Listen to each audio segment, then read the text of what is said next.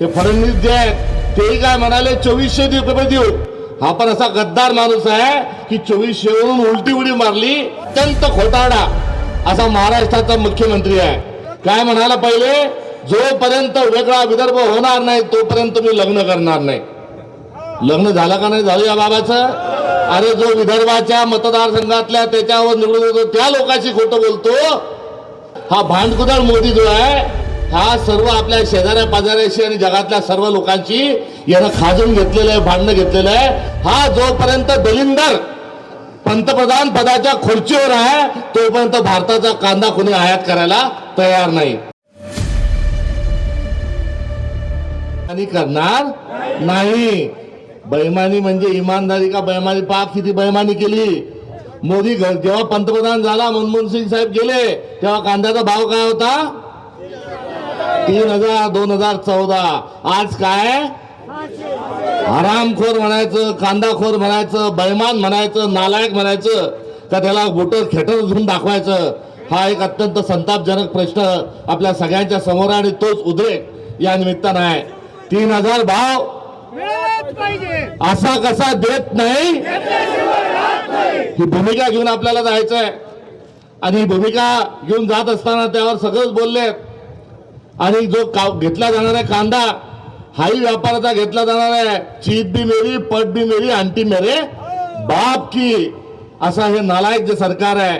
हे फडणवीस जे आहेत तेही काय म्हणाले 2400 रुपये देऊ.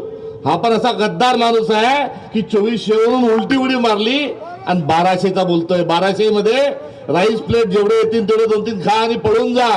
त्यामुळे यांच्या बोलण्यावर कुठे विश्वास नाही. अत्यंत खोटारडा असा महाराष्ट्राचा मुख्यमंत्री आहे. काय म्हणाला पहिले, जोपर्यंत वेगळा विदर्भ होणार नाही तोपर्यंत मी लग्न करणार नाही. लग्न झालं का नाही झालं या बाबाचं? अरे जो विदर्भाच्या मतदारसंघातल्या त्याच्यावर निवडून येतो त्या लोकांशी खोटं बोलतो तो या महाराष्ट्राशी आणि भारताशी जगाशी खोटं बोलल्याशिवाय राहणार नाही.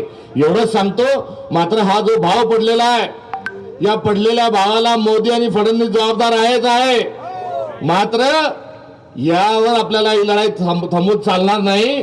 कारण आंतरराष्ट्रीय स्तरावर कांद्याचा भाव ठरत असतो. बांगलादेशाने कांदा बांगलादेश द्या म्हणत होता. मोदीने एकदम झटक्यात खटक्यात पाडला आणि खटका पाडला. बटन जसं बंद करतो, स्विच जसा बंद करतो तसा बंद केला. ती शेख हसीना बाई जी होती पंतप्रधान ती खुशामता करायला लागली, गयावया करायला लागली. मात्र या बाबांना ऐकलं नाही. बांगलादेशानं काय केलं, भारत आपल्याला अडचणीत आणतो म्हणून त्यांनी इतर ठिकाणून कांदा घेतला. श्रीलंकेने तेच केलं, इराणने तेच केलं. हा भांडकुदळ मोदी जो आहे हा सर्व आपल्या शेजाऱ्या पाजाऱ्याशी आणि जगातल्या सर्व लोकांची यानं खाजून घेतलेलं आहे, भांडणं घेतलेलं आहे. हा जोपर्यंत दलिंदर पंतप्रधान पदाच्या खुर्चीवर आहे तोपर्यंत भारताचा कांदा कोणी आयात करायला तयार नाही. बरोबर सांगतो का चूक सांगतो? जो भी कहेंगे सच कहेंगे, सच के सिवा कुछ नहीं कहेंगे. आपण डिझेलच्या लाईनीत आहे आणि दररोज 50,000 के म्हणजे हजारो लाखो लिटर डिझेल जे आहे हे बांगलादेशात चाललं. अरे मूर्खा, असं म्हणणं योग्य नाही, मात्र दुसरा शब्द नाही. अरे मोदी मूर्खा, तू सांग ना की डिझेल पाहिजे असेल तर कांदा घ्यावा लागल 1 के साथ 1 तर आम्ही तुम्हाला डिझेल देऊ. मात्र याची सांगायची हिंमत नाही. आंतरराष्ट्रीय सगळ्यांशी हा बांधला, आपला कांदा कोणी घ्यायला तयार नाही. याचं सोल्युशन काय, याचं औषध काय? ये सरदार निकम्मी है, ये सरकार बदलनी है. तर मोदी घरी गेल्याशिवाय चांगलं होणार नाही. आणि नरेंद्र जो आहे हा सिलेंडर आहे. नरेंद्र जो आहे तो दलिंदरी आहे, सिलेंडरी आहे. एप्स्टीन फाईल नावाची एक फाईल आहे. तो एप्स्टीनचं एक बेट आहे. त्या बेटावर लहान लहान मुलींचं शोषण केलं जातं, माणसाचं मटण खाल्लं जातं, वाढलं जातं. अशा या बेटात हा गेला होता का? आणि हा तिथे जाऊन कोणता डान्स केला आणि यानं काय काय कांड केलं की आज हा ट्रम्पचा ऐकतो आणि सगळ्यांचं ऐकतो आणि भारताच्या माणसाचं ऐकत नाही. एवढाच माफक एक प्रश्न जो आहे, कारण आपल्या देशाचा पंतप्रधान हा घाबरलेला आहे. यानं काहीतरी असं काळं बेरं केलेलं आहे की हा डोळ्यात डोळे घालून पाहू शकत नाही. संसदेच्या डोळ्यात डोळे घालून पाहू शकत नाही, नागरिकांच्या डोळ्यात डोळे घालून पाहू शकत नाही, जगातल्या कोणत्याही माणसाची डोळ्यात डोळे घालून पाहू शकत नाही. त्यामुळे एक सिलेंडर पंतप्रधान याच्या माध्यमातून आपलं काही चांगलं होऊ शकत नाही. त्यामुळे कांद्याचा भाव जो आहे हा या सरकारच्या नाकर्तेपणाचं लक्षण आहे. एवढंच या धरण्याच्या आंदोलनाच्या निमित्तानं सांगतो. आणि सरफरोशी की तमन्ना अब हमारे दिल में है, देखना है जोर कितना बाजुए कातिल में है. आणि जी खरेदी होईल रोहित दादा ती एपीएमसी झाली पाहिजे. ती खासगी माणसाच्या काट्यावर तराजूवर होता कामा नये. खासदार साहेब 1% ते 1% मात्र ती एपीएमसी झाली पाहिजे. इथले लोकप्रतिनिधी काय करतात, खासदार जे माजी मंत्री होते त्यांच्या जवळचे लोक दलाल झालेले आहेत. कृषी मंत्री जे आहेत एक्का तरी रम्मी बघ जे आहेत ते विधान भवनात खेळतात आहे.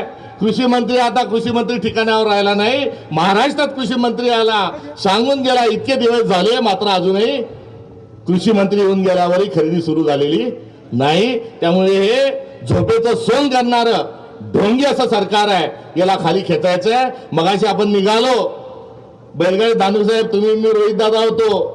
बैल बुजाडला, बैल काही पुढे जायला तयार नाही. बैलाचं म्हणणं हे होतं की इथं फाट्यावर मला कशाला आणता, तुम्ही बसा आणि दिल्लीला घेऊन जा आणि त्या मोदीला त्याला या बैलगाडीत बसवून त्याला त्याची विल्हेवाट हिमालयामध्ये कुठेतरी लावा. म्हणून बैल आता जो आहे त्याचाही संकेत हा आपल्या बाजूने आहे. त्यामुळे बळीराजाला छळणाऱ्या अशा दलिंदर बदवक्कर सरकारला आपण कितीही शाप देऊन थांबणार नाही. त्याला खाली खेचण्याशिवाय गत्यंतर नाही. आणि त्यासाठी महाविकास आघाडी विरोधी पक्ष आम्ही सर्वजण आपल्या सगळ्यांच्या सोबत आहे.